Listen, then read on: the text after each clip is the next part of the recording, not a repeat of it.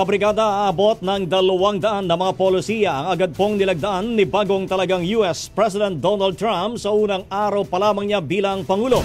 Kabilang na dyan na mga executive actions, memoranda at proclamations.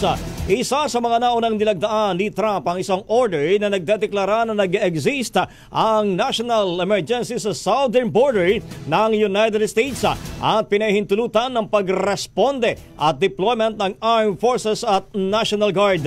Pinirmahan din niya ang executive order na nag-uutos sa Justice Department na huwag magpatupad ng batas na magbaban sa TikTok sa loob ng 75 araw.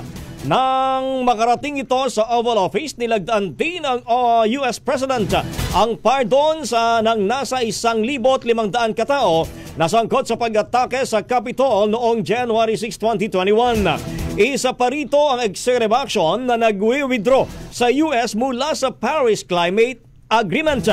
Naniniwala si Trump na makatitipid ang Amerika ng $1 trilyon kapag umalis na ito sa kasunduan.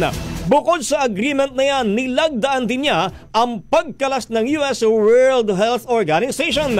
Samantala, bago ang mga ito, una nang nilagdaan ang usapin sa gender identity kung saan ang lalaki at babae lang ang kikilalaning gender.